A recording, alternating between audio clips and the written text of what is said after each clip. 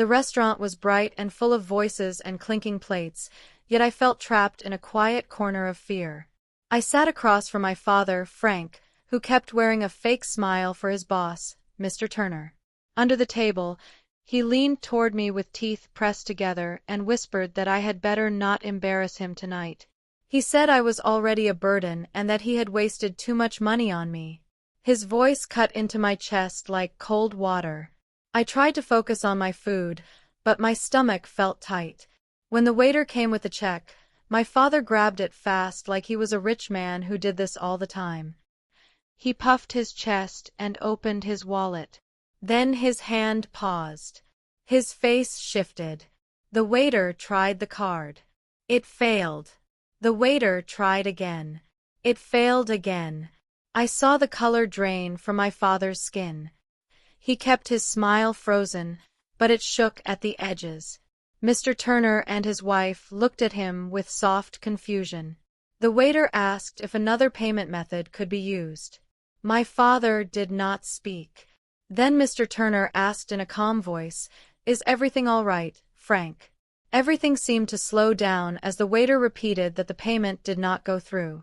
My father let out a laugh that sounded thin and weak and blamed the bank.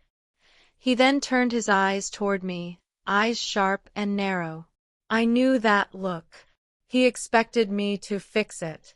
My cheeks felt hot. The whole restaurant felt like it had gone quiet just to listen to our table. My father leaned in and muttered that I should use my card for once in my life and be useful. The words hit me like a slap. Mr. Turner and his wife shared a small glance. It was not loud, not rude, but full of questions. I felt small. I felt like I had felt many times before when my father called me irresponsible or lazy. The waiter stood there holding the card machine. My father kept his fake smile on his face for the boss, but his voice through his teeth was full of anger. "Do not make a scene. You are not going to embarrass me. Pay it." My chest tightened.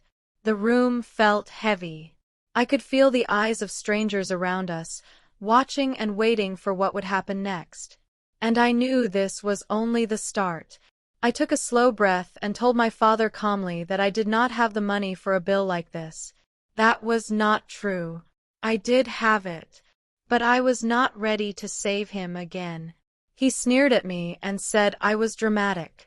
He told the table that I still lived at home because I could not stand on my own and that I spent my time playing with my little side projects instead of getting a real job. My hands tightened in my lap. I felt the shame he wanted me to feel, but it did not control me the way it used to. The restaurant became quieter. Even the people at the next table paused their eating. Instead of giving in the way he expected, I folded my hands and said, "I told you I could not afford this place." Mr. Turner tried to ease the moment by saying he could split the bill. He sounded gentle and polite, but my father snapped that he invited everyone, and he would handle it. His jaw tightened until I could see the muscles shift under his skin. I knew he was cornered, and he knew I knew. My father pulled out a second card. He tried to smile, but the sweat on his forehead betrayed him. The waiter took the card, tried it, and looked back with the same apologetic face. It did not work. My father forced a laugh that did not feel real. Mr. Turner again offered to cover their part, but my father said no. His voice shook. He was afraid of looking weak. He turned on me again and said I had chosen tonight to act stubborn. He even said I did it to hurt him. But I remembered every time he had humiliated me or made fun of me in front of others.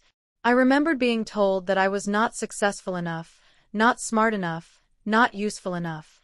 The waiter asked if they should try the card again. My father snapped that it must be a system issue. Mr. Turner leaned forward and said, "Frank, it is really fine. Let us just sort this out." But my father looked at me like I was the reason the world was falling apart. His face was red, his hands trembling, and I could see the fear behind his anger. He needed someone to blame. And he had chosen me. I reached into my bag and touched the card connected to the savings I had built for my freelance work. At work he was mocked almost every day. I could pay the entire bill right then. It would be easy. But my fingers curled away from the card. Earlier that day he had texted me, bragging about tonight and telling me not to order anything too expensive because I did not earn it. I lifted my head and said, "Dad, why do you not call the bank if it is such a mistake?" The table went silent. Mr. Turner watched him closely now. His wife sat still, her fork frozen above her plate. My father leaned toward me with his jaw locked and whispered, "You are making me look like a clown." But I did not bend. For the first time, his fear of losing control was clear. He had built a whole night on a false image of himself. And now the truth was tearing through the room, piece by piece, in front of the one person he wanted to impress most. I could feel the shift. It was small, but it was real. And it was only the beginning of what was coming. We jump back in time in my mind. I am 12 years old, standing in a bright clothing store while my father talks about appearance. He holds a shiny suit for himself, something that looks too expensive. I stand in the changing room doorway in shoes that pinch my toes. He tells me we have to look perfect for a family event. He says that people judge success by what they see. When I ask softly if I can get new shoes for school, his face hardens. He says I am selfish and ungrateful, that he already spends too much on me. He buys the suit for himself and a tie that matches. I get nothing. Later that week, we are in a restaurant with relatives. The menu has many words I do not know. I mispronounce one dish and he laughs loud enough for the whole table to hear. He calls me silly and asks if I even pay attention in school. Everyone laughs with him. I want the floor to open and swallow me. The memory fades and I am back at tonight's table. I finally understand. This dinner is not about family. It is another stage for his perfect image. Another memory rises, sharp and painful. I am 17. Sitting at the kitchen table with a stack of college acceptance letters. My heart is full. My father stands beside me, hand on my shoulder, smiling for once. He tells me there is a fund ready for my education. He says he has planned for this day. For a moment, I believed him. I pictured dorm rooms, lectures, and a fresh start. A few days later, I overheard my mother on the phone, whispering in the hallway. Her voice shakes as she talks about missing money. That night I asked her about the college fund. She looks at the floor and tells me quietly that it is gone. He used it on a business idea. A big plan that failed. When I ask him why, he waves me off. He says I was never serious about school anyway. He says most kids do not even get the chances I have. I should be grateful he pays the bills at all. In the present, at this expensive restaurant table, it hits me. Every coin I have now came from work I did on my own, with no help from him. If I bail him out tonight, I am paying for the same lie all over again. The sounds of the restaurant sharpen again as my mind returns to the present. Mr. Turner is watching my father now with a face that is polite but no longer relaxed. His wife sits straight, her eyes moving from him to me. She turns to me and asks gently, "Olivia, what do you do for work?" Before I can answer, my father jumps in. He calls it online stuff.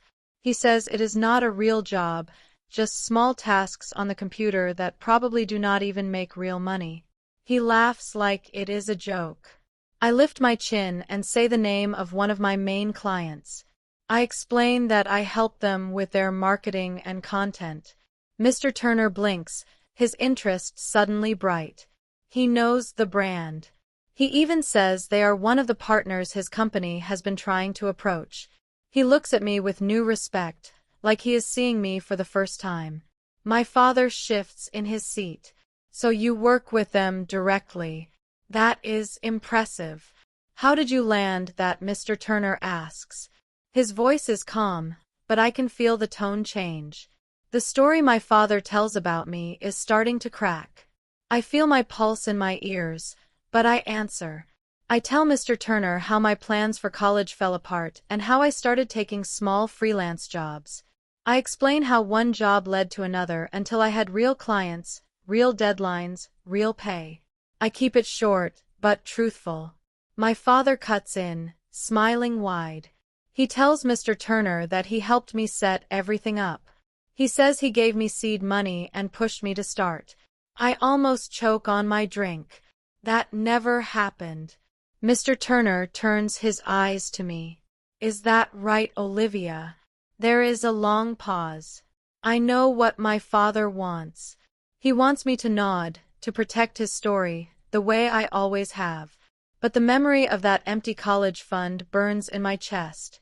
No, I say quietly. He did not. I built it by myself. For a moment, no one speaks. The clink of plates from other tables feels far away. My father's hand slams onto the table, making the glasses jump. Conversations nearby fall silent. His face is bright red. Ungrateful, he spits. That is what you are. Completely ungrateful. But the truth is already in the air. And it is not going back.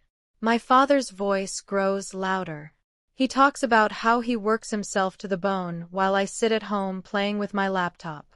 He says I would starve if not for him. His words are sharp and cruel. People at nearby tables start to stare openly now. The very thing he feared is happening. He is the one making a scene. I feel my hands shake, but my voice comes out clear. I tell him I will pay for my own meal and nothing else. I will not pretend about who paid for my life. The waiter steps closer and offers to split the check. His eyes flicker to me with quiet support, like he understands more than he can say. My father hisses that we are leaving together, that I am not walking out like some stranger. His jaw is clenched so tight I think he might break a tooth. I stare back at him and feel something shift inside me. For years I have carried his shame, his debt, his anger. Tonight, in front of his boss and a room full of strangers, I finally placed that weight down. And for the first time, I feel the edges of my own power. I look at the waiter and ask in a steady voice for a separate check for only my meal. My father tries to interrupt, but Mr. Turner supports me. He tells the waiter that my request sounds fair. The waiter nods and walks away. My father looks shocked, like the ground under him has shifted. A few minutes later, the waiter returns with the checks. My father grabs his first, staring at the total with wide eyes. I can see panic behind his angry mask. I take my own bill, open my wallet, and place my card on top without shaking. The waiter takes it, runs it, and gives me a quiet smile when it goes through without any trouble. "Thank you, miss," he says. Something in my chest opens. I do not feel small. I do not feel trapped. I feel strong. My father still has not moved. The waiter steps beside him and asks softly, "Sir, how would you like to handle the remaining amount?" My father does not answer. He stares at the check like it is a bomb about to explode. Around us, the room has settled again, but the eyes are still watching. They all know something real has broken open at this table. And it is not me. Mr. Turner clears his throat, then signals the waiter quietly. He takes out his own card and pays the rest of the bill. He does it smoothly and without a show. It is clear he does not do it to save my father's pride. He does it to end the scene. My father looks defeated. His shoulders droop, and his eyes stay on the table. As we leave the restaurant, the cool night air feels heavy. My father walks fast, his steps sharp and angry. When we reach the parking lot, he spins toward me and says I ruined his career. He says Mr. Turner will never respect him again. I stop walking. My voice shakes, but my words are clear. You ruined your own image. You lied. You tried to make me fix your mess. That is on you, not me. His face twists. You can forget about staying under my roof if you want to act like a stranger. The words hit me hard, but not in the way he expects. Instead of fear, I feel something like relief. For the first time in my life, I see that leaving might not be the worst thing. It might be the beginning of something better. We sit in the car in thick silence. The engine is off. The dark fills the space between us. My father stares straight ahead, breathing hard. Then he gives me a choice. Apologize and send Mr. Turner a message saying I was out of line. Or move out within a month. The old fear rises in me for a moment. The fear of not having a place to go. The fear of trying to live on my own. The fear he planted long ago. But then I think about my savings. I think about the clients I have built. I think about the work I do every day to keep myself moving. For the first time, I see a life where I choose my own path. I ask him quietly, and if I do not apologize, he says, then you are on your own. I look out the window. The night sky seems bigger than it has ever been. Maybe that is what I should have been all along, I say. He does not answer. He does not know how to answer. Something inside me settles. When I reach home, my phone buzzes. It is a message from Mr. Turner. He says the dinner was uncomfortable and he hopes I am all right. He thanks me for being honest. Then he writes something that makes me stop breathing for a second. He says he has seen my father act controlling at work. He says he has noticed things over time. I stand there in my room with the light from my phone glowing on my hands. Someone finally saw behind the mask. Someone outside our house. Someone who has no reason to lie. He ends the message with an offer. If you ever want advice on building your client base, I would be glad to help. I sit on my bed and stare at the message. My father's voice has been in my head for years. Tonight, another voice has entered. A voice that believes me. It feels strange. And it feels right. For the first time, I do not feel alone. Later that night, my mother knocks on my door. She walks in slowly and sits beside me on the bed. Her face looks tired, like she has been holding her breath for years. She says she heard the fight in the driveway. She says she knows things have been building for a long time. Then she tells me something I did not expect. She admits my father has been behind on bills for months. She says he has taken loans in both their names. She says he keeps spending money they do not have, trying to look successful. I feel the floor tilt under me. She wipes her eyes and says she stayed quiet because she did not want me to suffer. She says she thought protecting his pride would protect our home. But tonight she saw the truth. She says, "You do not owe him your silence. Not anymore." Her voice cracks. For the first time, I see her as someone trapped too. Someone who has been trying to survive his temper and control. I take her hand. She squeezes mine. Something in our little room shifts. We are no longer two quiet people under his shadow. We are two people who know the truth. The next morning, my mother and I stood in the study. The room feels tense, as if it knows we are not supposed to be in here. My father always kept a drawer locked on the left side of his desk. One evening last month, he forgot to close it. My mother remembered. She opens it now with a slow breath. Inside are stacks of papers, bills with red marks, credit card statements with growing balances, letters from banks about overdue payments. Then I see something that makes my stomach tighten. Documents with my name on them. Loans taken when I was 18. Lines I never signed. My father had told me I was signing permission for something small with the house. I trusted him. My mother whispers that she found these months ago but was too scared to confront him. She did not want to face the truth and feared he would explode. I take out my phone and begin capturing every document, page after page. I place them in a secure folder. Evidence of the life he forced on me while calling me a burden. My mother touches my arm. "If he tries to blame you again," she says softly, Remember, the truth is here. And it belongs to you now. At my father's office the next day, things shift quickly. I am not there, but the story is. Someone who had been at the restaurant posted online about a man yelling at his daughter over a bill he could not pay.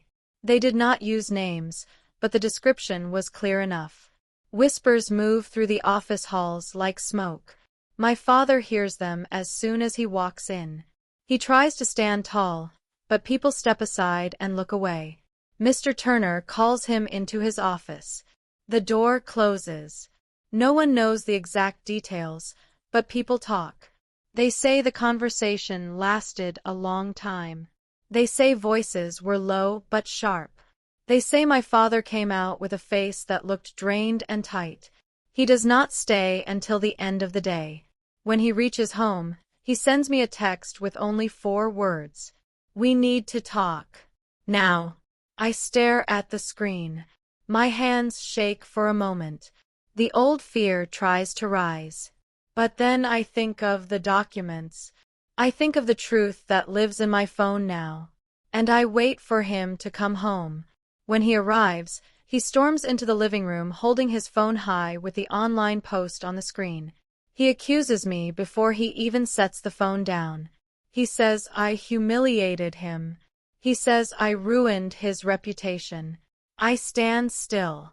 I tell him I did not post anything. But even if I had, nothing in it would be a lie. He steps closer, trying to intimidate me the way he always has. He says he has always sacrificed for me and that I repay him with shame. I do not shout. I do not shake. I walk to the table and place the printed and photographed documents in a neat pile. What about these, I ask. He freezes. His eyes go wide for a moment, then narrow again. He tries to deny them, but his signature is right there. Page after page. My mother stands behind me with her arms crossed. She says everything I am saying is true. She says she has been quiet for too long. My father does not speak. He cannot. The truth sits between us on the table like a mirror he cannot escape. He tries to turn the story again, but every attempt breaks apart under the dates and the numbers. He says he did it for the family. He says he planned to fix everything. He says I misunderstood. I point to the loan in my name. I point to the empty college fund. I point to the years he called me irresponsible, while he quietly waited for me to become the one who would pull him out of his mess. My mother speaks up. She says she watched him drain accounts and hide notices in drawers. She says she let fear keep her silent, but she will not do that anymore. My father sinks into a chair. For once, he has no story to protect him. No audience to impress. No bright suit. No expensive restaurant. Only the truth. I tell him I will not lie for him again. Not at dinner. Not at work. Not anywhere. If he tries to put debt in my name ever again, I will take action. Real action. He looks at me with something I have never seen in his eyes before. Fear. I tell him I am moving out. I say it calmly, without anger. I tell him I already have a friend who needs a roommate. I tell him I have enough saved to start on my own. He laughs at first, but it is a thin sound. He says I am being dramatic. He says I will fail without his guidance. I look him in the eyes and tell him the truth. Every good thing in my life came from what I built. None of it came from him. His face darkens. He tries to speak but cannot find the words. The power he once held over me is gone. It slipped away in that restaurant, and now it is fading completely. I tell him I will not expose him right now, but if he ever uses my name again, or tries to control me through fear, I will protect myself. He shouts after me as I walk down the hall. He tells me I am throwing away my family. He tells me I am disrespectful. I keep walking. I pack my bag slowly and steadily. For the first time, my steps feel like they belong to me. A few days later, I sit across from Mr. Turner at a small cafe. The place is quiet, with soft music and warm lights. It feels nothing like the restaurant where everything fell apart. I feel nervous, but he smiles kindly and tells me to relax. He starts by saying that my father has been placed on a performance plan at work. His behavior has affected clients and the staff for a long time, but the dinner pushed things into the open. He explains this gently, not to hurt me, but to make things clear. Then he tells me something that makes me blink. He says he spoke with a few people in his network. Some of them need help with online marketing and brand messaging. They liked the samples of my work that he showed them. I stare at him, unable to speak for a moment. He raises a hand and says, "This is not charity. I think you are gifted at what you do. I want to see you succeed." My chest warms. No one has ever spoken to me like that outside my mother. We talk for an hour about my goals, rates, and future. When I leave the cafe, I feel something new in me. Possibility. The move happens fast. My friend Mia helps me carry boxes up 3 flights of stairs to a small apartment with soft yellow walls and a view of a street full of shops. It is not fancy, but it feels like freedom. We celebrate with noodles from the corner place and sit on the floor laughing. I think back to that restaurant and how afraid I felt. Tonight is different. This dinner is simple, honest, mine. Over the next 2 weeks, I start working with 2 new clients for Mr. Turner's contacts. The pay is steady. The work is real. For the first time, I can cover rent without fear. I even begin saving again. Late one evening, my phone buzzes. It is a message from my mother. She writes, "I am proud of you. More than you know." Tears fill my eyes. I sit on the couch and read her message twice, then 3 times.